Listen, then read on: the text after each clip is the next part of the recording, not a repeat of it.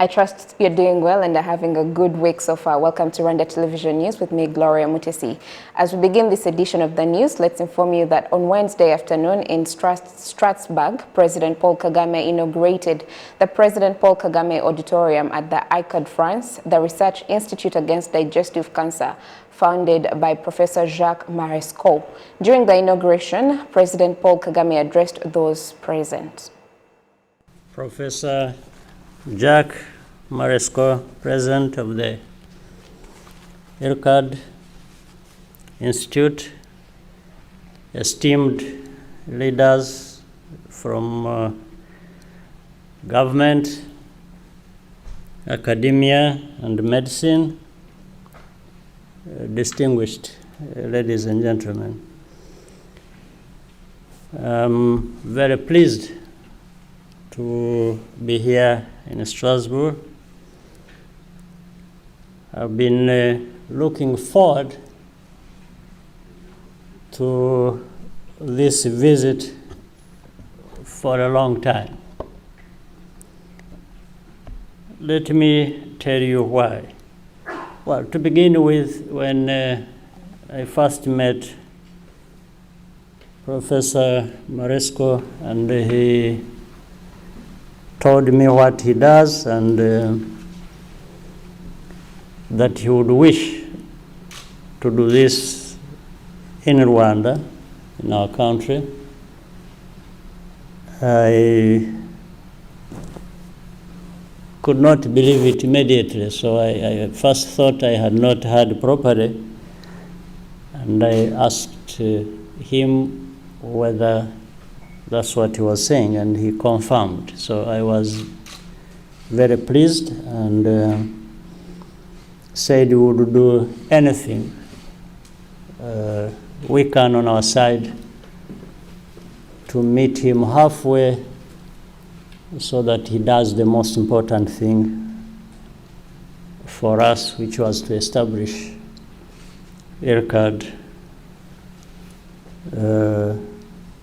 and what they do in Rwanda. Other reasons, the fact that medical technology and innovation are the most powerful ways of bringing high quality healthcare to our people. Quality and access, these are the pillars of our vision for healthcare in Rwanda. We have to give our people the best care, and it has to be affordable and available. We are very pleased to be collaborating with ICAD, one of France's leading medical institutions in pursuit of these goals. For 3 decades, ICAD has been a pioneer in the use of information technology to improve surgical techniques and outcomes. I want to thank Professor Marescot along with his staff and ICAD's generous benefactors for hosting me and my delegation here today. The naming of this auditorium is a special distinction. So I'm humbled and honored and wish to thank you, Professor Marescot, and your team and all those who work with you and supported this project. Thank you very much. Jacques, I have spoken about ICAD's capabilities many times, But it is another thing entirely to see what happens here. So, and I feel, therefore, I have connected directly with what going forward will be even more deeply associated with. But what really makes technology deliver result is the people behind the machines. This is no less true with many other things that go with these technologies, even when you're talking about artificial intelligence and robotics. IRCAD Africa is going to have a very significant focus on training surgeons and engineers in the latest minimally invasive surgery techniques.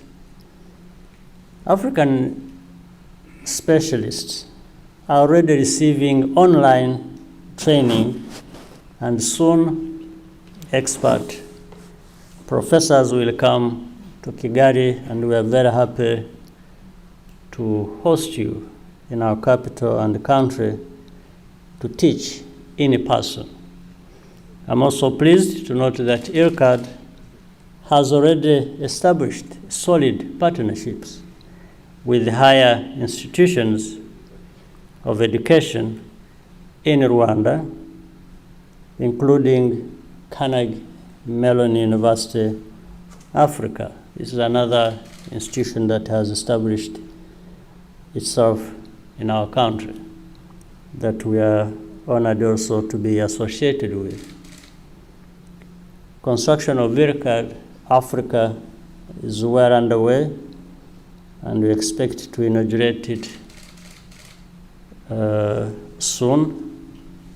It should have really been done much earlier than we are talking about. And however, we are going to see what we can do to speed it up even further and more. I look forward to welcoming many of you to Rwanda at that time, and we can be together in celebrating this big milestone, not only of just collaboration, but of what is going to happen in this collaboration that makes a big difference in the lives of many in Africa, and particularly in Rwanda. So I'm just happy to be here. I thought when Professor Maresco called, as somebody said, you say yes. So when he invited me to come here and told me what to expect when I get here, I had to put aside some of the things I was doing when we were here in Paris and said, before I go back home, this is one of the programs I cannot fail to be part of, or an invitation that I cannot fail to fulfill. So thank you so much, every one of you here. I'm greatly honored and appreciate you all. Thank you. Now coming back to Rwanda, following the announcement that France's President Emmanuel Macron will be visiting Rwanda at the end of this month, political and diplomacy experts believe that this symbolizes a new page in the relations of both countries. Fiona Mbabazi has more. For the past 27 years, relations between Rwanda and France have been strained, largely based on the role of François Mitterrand, who led France between 1981 and 1995. His leadership is accused of involvement in the genocide against the Tutsi in Rwanda. However, since President Emmanuel Macron came to power in 2017, France seems to have begun to change course, which is why in 2019, President Macron himself set up a commission of historians to explore the country's role in the genocide against the Tutsi. It was at the end of March this year that the Duclos Commission issued a report confirming that France had played a key role in the genocide against the Tutsi. Honorable Mutimura Zeno, political and diplomacy expert, believes that the report is the one that reinforced the new line that France wants to establish. France has been stubborn because it is the only country that has not apologized. The Americans apologized, the British apologized, and so did the Belgians for not helping Rwanda, and to this day France has not apologized. But for Macron to accept the report and make a visit to Rwanda gives a good indication. Let me first tell you one thing. The basic essential principle in diplomacy is that there are no permanent friends or enemies. It would be great if, in the interests of France and Rwanda, they came together and agreed to build and negotiate.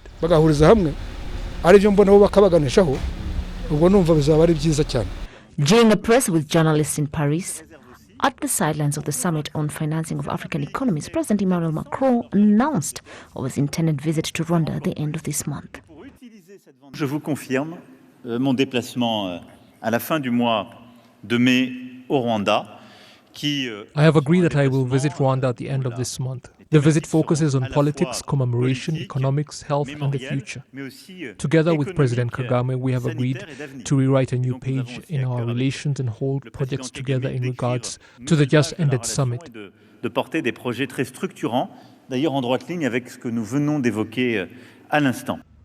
However, President Macron declined to say whether he would apologize to all Rwandans and the genocide survivors in particular during his visit to Kigali for his country's role in the genocide against the Tutsi. In a recent interview with France 24 Television and Radio France International RFI, President Paul Kagame said that Rwanda cannot force anyone to apologize.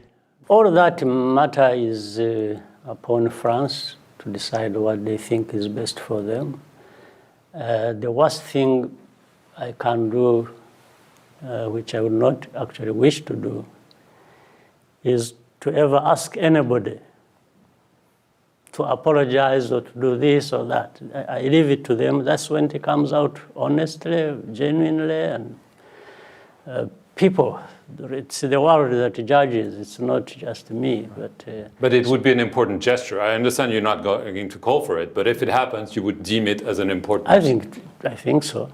If anybody recognizes the problem and says and does things about it, I think that's the best outcome. Right. Absolutely, I would appreciate that. Right. According to reports from Paris, President Macron will arrive in Kigali on May the 27th to wrap up his visit on May the 28th. Rwanda currently has some of the business operations of some of the country's top companies, such as Bulletin, the owner of the Canal Plus, which recently opened a cinema and entertainment building at Rebero, here in Kigali. It is also at Kimihurura in Kigali City that the new Francophone du Rwanda Cultural Center is now relocated to. Rwanda Polytechnic has announced that it will start providing modern kitchen equipment to 2,643 primary schools across the country. This comes in line with speeding up the process of feeding children in primary schools. Innocent Mugabo has more. The government has recently launched a program to feed children at schools to improve the quality of education. The program hasn't reached those at the primary level, but it is in the process to do so, though no specific date has been announced yet of when this will start. Regardless of the fact that this program is in the national interest, the idea was also positively perceived by the parents, who say that they are ready to make their contributions for the program to be achieved. Having meals at the school makes it easy for the children. That is to say, children are relieved from making long distances and ensured that they concentrate on their studies.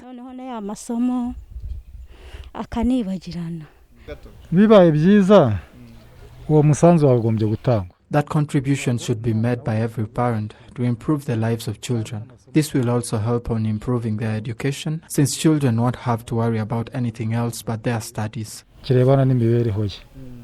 In addition to these parents, school administrators point out that the program has been beneficial to the children currently in it, though they have also seen a variety of challenges, including the scarcity of kitchen utensils. If we would get bigger and durable saucepans, it would be a very good thing. For plates and these other small saucepans, we can easily get them.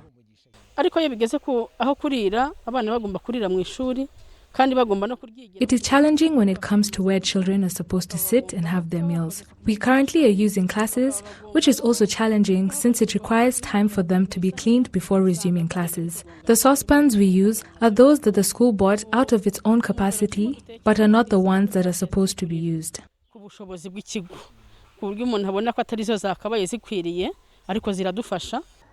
In preparation for the program, let it be in the schools that it is currently in, and those without it, especially primary schools, where kitchens are now being built. For secondary schools, when you arrive in the morning hours, lunch preparations are in high gear using materials got out of the school's capacity, though in most cases these do not correspond with the number of children to be fed. Rwanda Polytechnic says that in collaboration with the Ministry of Education, they are continuing with their saucepan manufacturing activities to ensure that by the time the program is launched for primary school children, modern cooking equipment will be used. Dr. Emablin Sabimana, the Deputy Vice Chancellor in charge of Administration and Finance at Rwanda Polytechnic, says that they will soon start delivering them to schools. We will not only distribute them but also install them, since most of the schools are done with constructing their kitchens. That is to say, starting on the 1st of June. We therefore expect that we will start from the best preparation for the construction and raising of funds for the purchase of children's food. We will start from Gatsibo in Nyanza and Chichichiro. The ministry told us that in these areas they are well prepared so that we too can speed up the process. These popular cooking utensils, known as movelo, are being manufactured in IPRC schools in Kigali, Tumba, Huye, Ngoma, Karongi and Musanze, and will be given to 2,643 schools. Rwanda Polytechnic says that the fact that these facilities are being developed in vocational schools is helping its students to practice professionally, and that these schools are involved in solving existing problems. Innocent Mugabo, RTV News.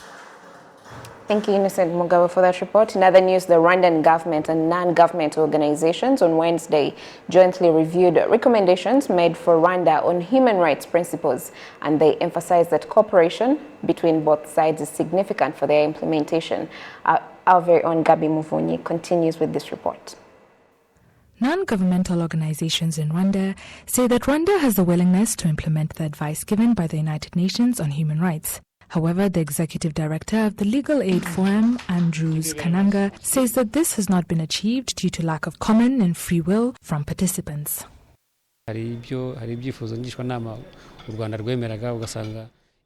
There are some advisory recommendations that Rwanda had agreed to and found that 4.5 years ago they did not achieve it. Not because of lack of will, but because of lack of resources. For example, building of schools. Quality is something we have shown in the assessment. Another thing is that not many have access to basic human rights due to the poverty. Lastly, another obstacle is people's perception. The spokesperson of Rwanda Civil Society, Dr. Nkurunziza Joseph, says that through the years, Rwanda has made commendable strides in enforcing human rights resolutions. He adds that the partnership between these organizations and the state will build strong ties.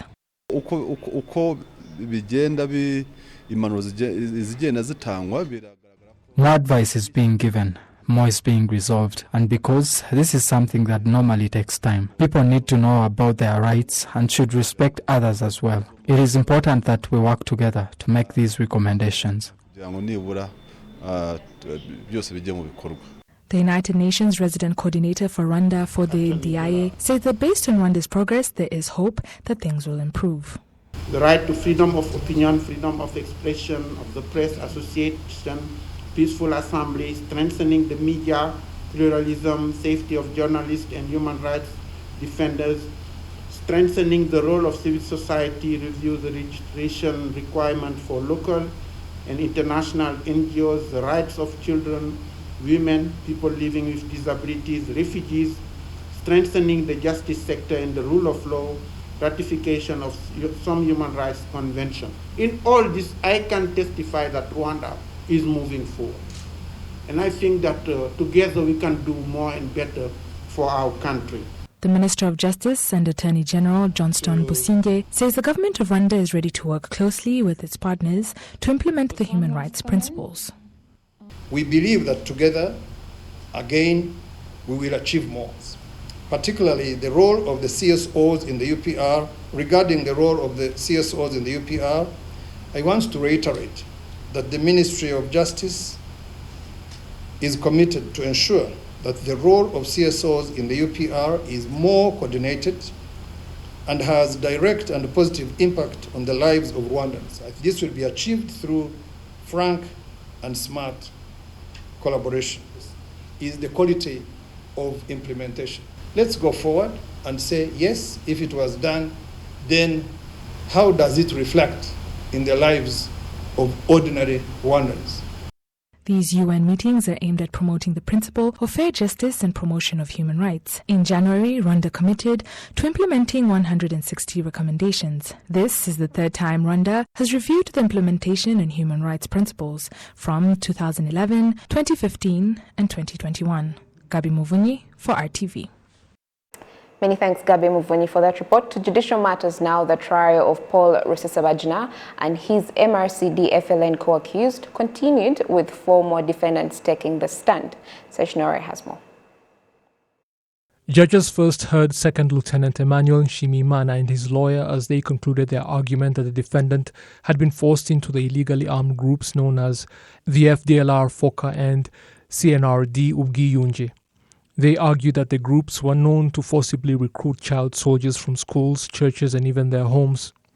They stressed that this should exonerate him from any responsibility and that he should have been sent to the Mutobo demobilization and reintegration camp like many of his colleagues and then reintegrated back into society. Next was Andre Kwitonda, who, like Emmanuel Nshimiyimana, said he had no choice but to join the illegally armed groups that would later merge into the FLN, including Paul Rusesabagina's and Kalisa Sabimana's party. He said he never participated in any terrorism activities while in the DRC because had that been the case, he would have faced punishment in that country and not been extradited back to Rwanda, saying that was the fate of some. Theogene Hakizimana also took the stand to say that he fled Rwanda as a corporal in what used to be the country's gendarmerie, a paramilitary police force, and after the refugee camps in Congo were closed, he continued to the Central African Republic, and after the camps there were also closed, he and others were forced to join the DRC's armed forces while the country was in the middle of a civil war at the time. After 4 years, he joined the FDLR as a sergeant, and then the group split into 2 in 2016, and he continued with the CNRD, went through its officers' training course, and emerged as a second lieutenant. He was arrested in South Kivu while delivering equipment from General Antoine Hakizimana to General Barbane Moran, the deputy commander of the CNRD at the time. He says he had not heard of the FLN group, so he cannot be associated or accused about its operations. Last to take the stand was 24-year-old Jean Ndagijimana, son of the CNRD Ubwiyunge founder Lieutenant General Wilson Irategeka. He told the court he joined the group in 2016 after completing high school because his father forced him to do so, which was required of anyone who was at least 18 years old. He said the move pleased other refugees because the children of leaders usually ended up going to study far abroad. After completing his officer's training, he was awarded the rank of second lieutenant and served as the secretary of one of the generals that worked with his father. He waited another year for another opportunity to continue with his studies and was arrested after his father sent him to withdraw money at Goma town. He said the funds were coming from Zambia and Belgium, but he does not know from whom. He pleaded guilty to being part of an illegally armed terrorist military group and said that in 2018 he attended a meeting that brought together the CNRD's top leadership, and it was announced that it had been merged with 3 other groups and formed the FLN, and that the president of the MCRD FLN coalition that had been born was Paul Rusesabagina. The lawyer Yusuf Sharif Mugabo, who represented the 3 men to speak after Second Lieutenant Emmanuel Nshimiyimana, stressed the point that they were all forced to join the groups and that they had no choice but to remain in them, fearing for their lives, and so they should have been sent to Mutobo and then reintegrated back into society, just as it was done for others like them who did not face charges related to genocide, war crimes, and human rights violations. The trial will continue on Thursday. Away from Kigali, residents of the Western Province who live in areas prone to infrastructure damage due to floods, including roads and bridges, say it has had serious consequences, including disrupting trade with residents in other parts of the country. The Minister for Local Government, who is currently visiting the province, has said that due to the devastating effects of the floods, more effort should be made in mitigating their effects. Torrential rains that have been falling across the country have destroyed infrastructure in Ngororero and Nyabihu districts, including roads and bridges. In Mokamira sector in Nyabihu, the rain has created what looks like a lake. Residents say that torrential rains have negatively impacted them and wish for the repair of what's been destroyed. During the rain, you need help in carrying the motorcycle. We incur losses because if I am charging the passenger 1,000 and I have to pay 500 for the motorcycle to be carried across the water, then I don't profit at all.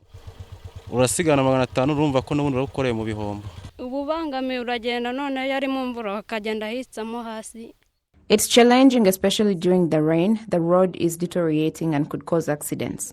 And there's even a lot of mud during the rainy season. This is the case for the residents residing around Satinsi Bridge in Kajeyo sector, which has been closed for 3 months. It was the first bridge to be demolished in 2018 and was repaired by RTDA, but later broke down again. The Minister for Local Government, who is visiting the province, says all the infrastructure that was destroyed must be repaired and more effort should be put in mitigating flooding in the area.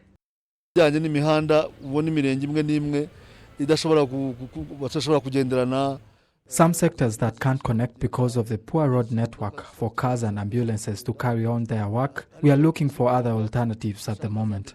It might not be the easiest task, but the Ministry of Infrastructure is going to come and inspect the extent of the damage and look for capacity to be able to rectify all the damages in a sustainable way. But what's evident is that this is a result of soil erosion, and this can be avoided by using things like terraces, planting trees, among others, and residents can do that. But we also saw that people that do mining in Ngororero and Muhanga, they do it in an unprofessional way, leaving all the dirt out, which destroys the bridges. Minister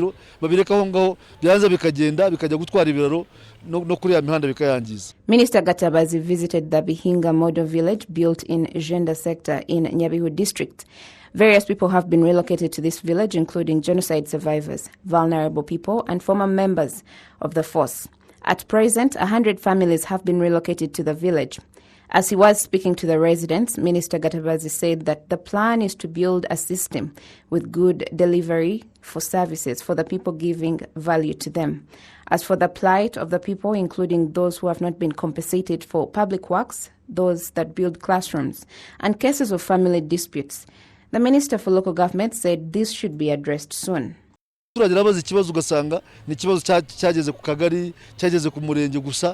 Most issues that residents have presented are usually sent to the sector, but no action is taken and the residents are left hanging. If the local leaders can't address these issues, we spoke to the local authorities to assign these to higher authorities, be it in the judicial system or others responsible, but they should be addressed in the next 2 months.